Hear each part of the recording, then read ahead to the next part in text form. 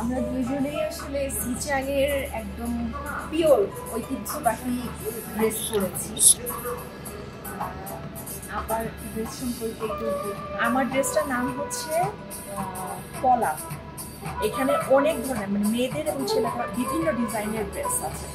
আমার ড্রেসটার নাম হচ্ছে পলা, ওটার নাম আমি জানি না, ওটার আমারটা কিন্তু একটু ডিফারেন্ট এবং দুইটাই খুবই ট্র্যাডিশনাল এবং অক্টোবরটা কিন্তু বেশি কালার, হ্যাঁ একটু ভারীও বেশি। হ্যাঁ কারণ তোমার দুইটা পার্ট আমার হচ্ছে, ওদের মেকিংটা খুব সুন্দর, ডিজাইনটা খুব সুন্দর এবং ওরা খুব ফিট করে। হ্যাঁ তো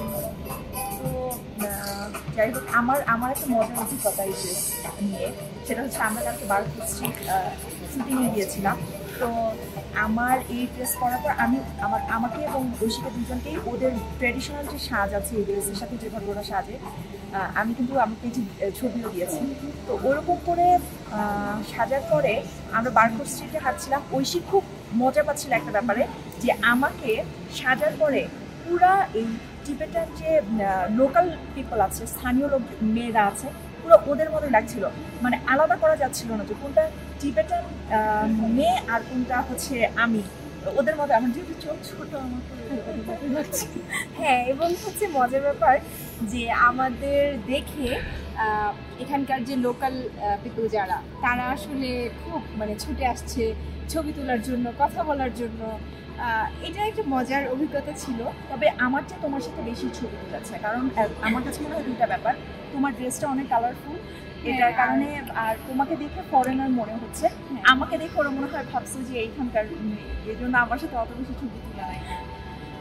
তো আরও মানে মানুষের আসলে এই ধরনের পোশাক পরে আমি একটা জিনিস ফিল করেছি ইশরাত, যে আমার মনে হয়েছে যে আমরা যেরকম বিদেশিরা যদি আমাদের ট্র্যাডিশনাল কোনো পোশাক পরে খুব ভালো লাগে, খুব মানে হ্যাপি লাগে তাদেরকে দেখে। শাড়ি পরলে বিদেশি শাড়ি ভালো লাগে না, আমাদের দেখেও না তাদের ঠিক সেই ফিলিংসটা আমি ফিল করেছি। মানে এত খুশি তারা আমাদের দেখে, মানে যেখানে যাই, রাস্তায়, গাড়িতে, যেখানেই আমরা এই ড্রেসটা পরে যাই না কেন, তারা হচ্ছে তাদের যে আনন্দের জায়গাটা তারা প্রকাশ করে, ও সেই মানে তারা তাদের ভাষায় প্রকাশ করে আর কি, যে কেমন লাগছে না লাগছে। তারা এত খুশি, যেখানে পায় সেখানে দাঁড়িয়ে একটু ছবি তোলা, এটা ওটা করা। এটা হচ্ছে তাদের ওই যে তাদের পোশাককে আমরা ধারণ করছি হয়তো, বা এটার হ্যাপিনেসটাই আসলে তাদের ফেসে উঠে আসে। আর আমরা সারাদিন ধরে আসলে ওই স্ট্রিটটাতে শুটিং করেছি, পুরো সময়টাই আমরা ওখানে ছিলাম। আমার আরেকটা ব্যাপার হচ্ছে শুটিংয়ের অভিজ্ঞতা কিন্তু, সেটা হচ্ছে যে আমার একটা ব্যাপার হয়েছে, যেহেতু প্রচুর রোদ এখানে কিন্তু সূর্য মনে হয় অনেক নিচে নেমে আসে, প্রচুর রোদ, তাই না?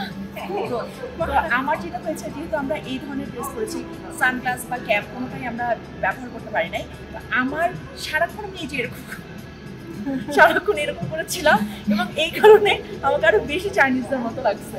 যাই হোক, তো এই হচ্ছে আমাদের ট্র্যাডিশনাল পোশাকের অভিজ্ঞতা।